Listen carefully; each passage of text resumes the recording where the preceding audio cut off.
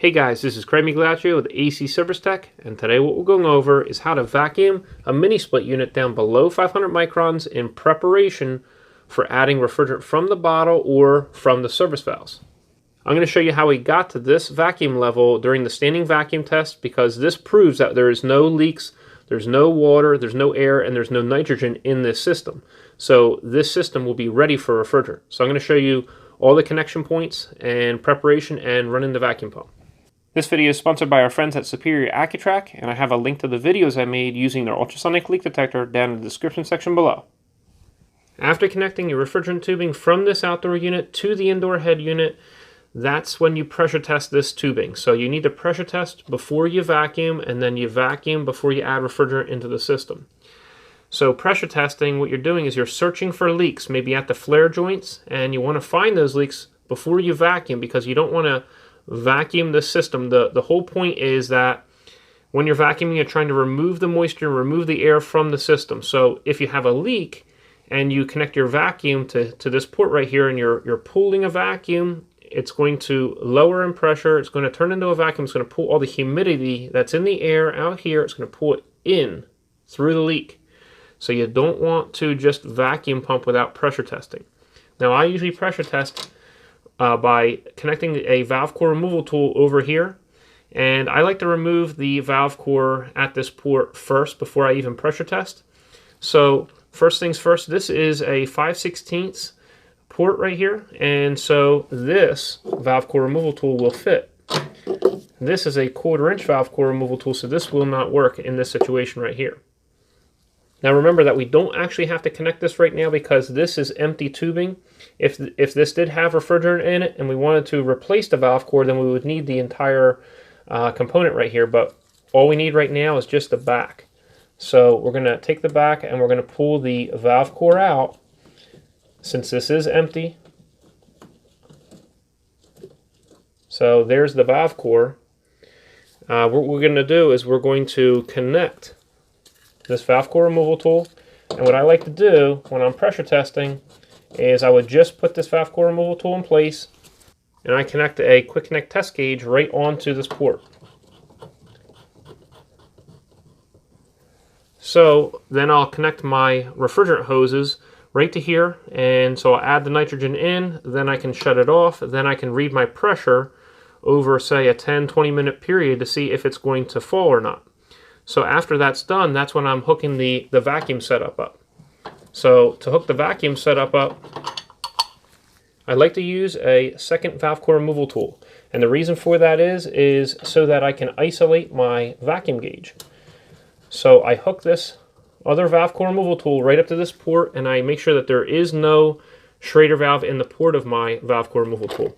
Then I connect my vacuum gauge right onto this second valve core removal tool, and the reason for that is just so I can shut it off as I break the vacuum with refrigerant from the bottle or from the system, and that refrigerant and oil will not contaminate the vacuum sensor in here. So I can read a vacuum by having this open, and while the vacuum pump's running, I'll be able to read the vacuum, and then I can shut this valve off and I'll read the vacuum that's actually in the system with the vacuum pump off. So that's why I like to use this setup. Make sure that you don't put the valve core back into the port again until after you have positive pressure in this system from the refrigerant. So you're not putting this in until you're just about all done. So if you tried to put this back in before you have positive pressure in here from the refrigerant, you're going to accidentally lose part of your vacuum. Now the reason that we're removing this valve core in the first place is to make sure that we're removing the restriction so that we can have a deeper and faster vacuum.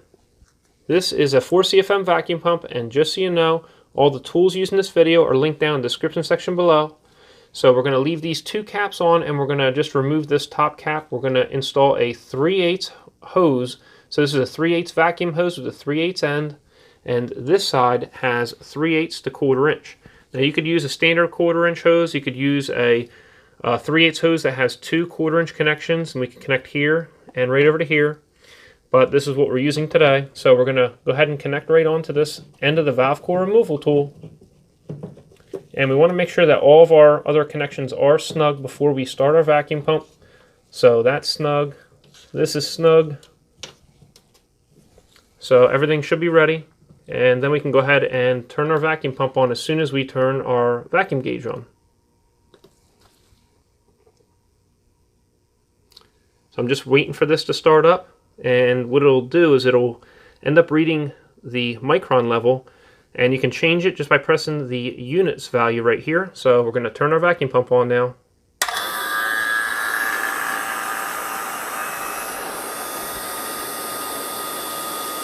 Very soon you're going to see it reading the micron level.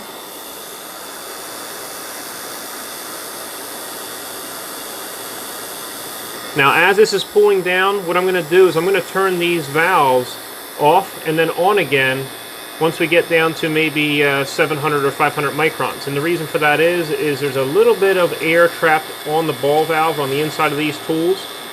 So I'll just go ahead and I just close them just once and reopen them right away. So we're pulling down below 500 microns. I like to target around 200 microns or maybe 150 microns. And you could do a triple evacuation if you needed to, but we're going to prove that we are able to hold the correct vacuum level with just a single evacuation. So I'm just going to close this again.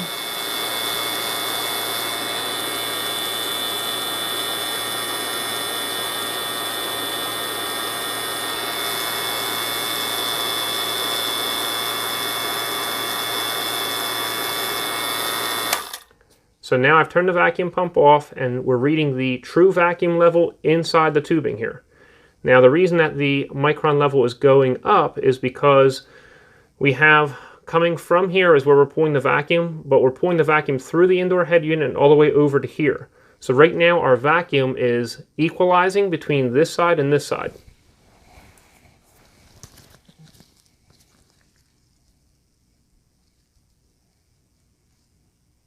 So I just want to time this, and so you know, during the standing vacuum test, this vacuum gauge could go off because the vacuum gauge is only going to stay on for, say, 10-15 minutes, and then it's going to shut off just to save battery life. So I'm just going to let this timer run, and we'll see how much this this true vacuum level rises.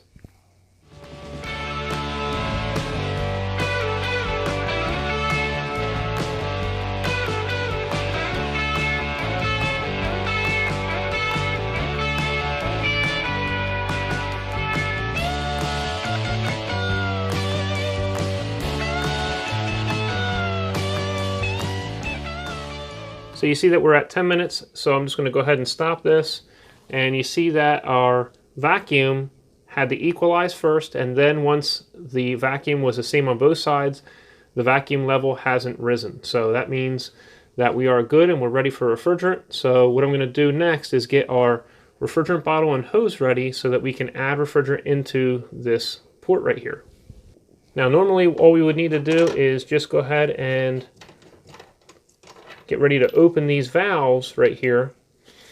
So what I typically do is I valve off my vacuum gauge so I don't get refrigerant oil into the sensor in there, but basically you could just take your Allen wrench and then open this up counterclockwise in order to allow the refrigerant from this outdoor unit into here. But in the case where you have extra line set added past the maximum amount that the unit has refrigerant for, so for instance, it'll say the minimum and maximum line set lengths.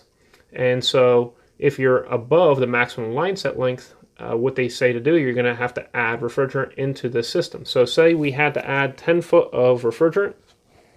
So that's a 10 foot for the liquid line and 10 foot for the vapor line. So right here you see that we have R410A, and 1/4 inch, what we have is 0.2. So 0.2 times an extra 10 foot, that would be 2 ounces of R410A refrigerant. And down here you see the vapor line size of 3/8, and that is 0.024. So this right here is 0.24 ounces. So 2.24 ounces is how much we have to add to this system. So this chart is actually found in our Refrigerant Charging and Service Procedures for Air Conditioning book. So that's our book right there. You can check that out over at our website. So first thing here, we're going to end up taking this refrigerant bottle, and you want to make sure that you have a valve on the end, and I don't have a valve core depressor in the end of this hose, so our valve is off. Our bottle's in the upside down position because we want to make sure that only liquid comes out of this tank, because it's a 50-50 mix of two different refrigerants. So it will come out of the bottle as a correct mix if it comes out as a liquid. So now that we have that, we're ready with that, we can go ahead and get ready to zero a scale. But now we're going to get the air out of this hose right here. So we're just going to open this up slightly to get the air out. We don't want to put air in our system.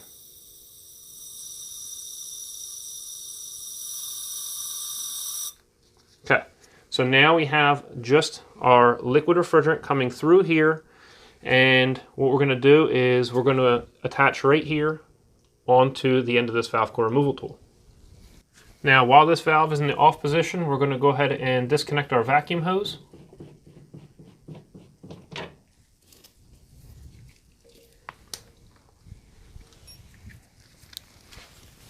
And we're going to take our hose here, we're going to connect it in. Now we want to purge the air out right here, so we'll go ahead and open this up.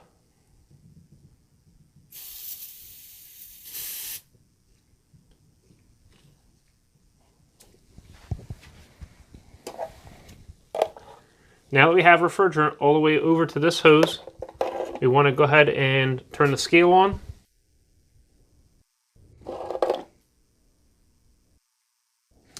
So you see the scale is zeroed out, and now we're going to go ahead and turn this off, and we're going to open this up.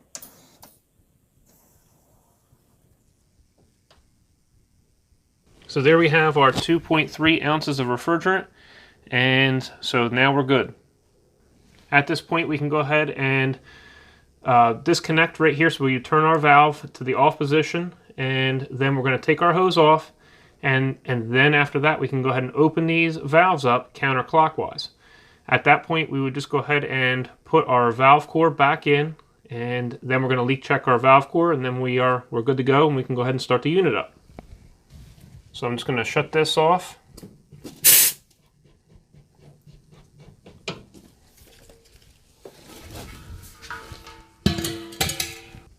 Take our valve core, we're going to put that back in. And we're going to open this up, and we're going to purge a small amount of air right here.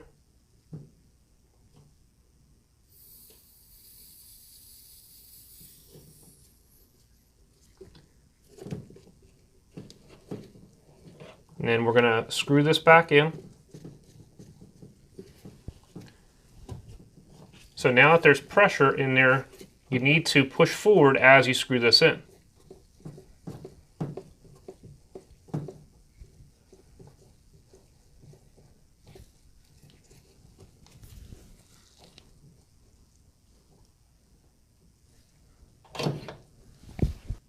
Now we want to go ahead and just leak check this before we just take this off over here. So we turn this valve to the off position.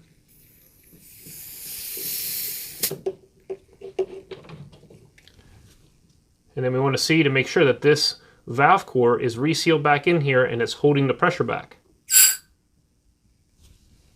Now we can test it with bubble leak detector. So you can either apply bubble leak detector right in the end, and sometimes you'll have a large glob and it'll fall out, or you could take a cap and drill a little hole in the end. So this is like a little tester that I use.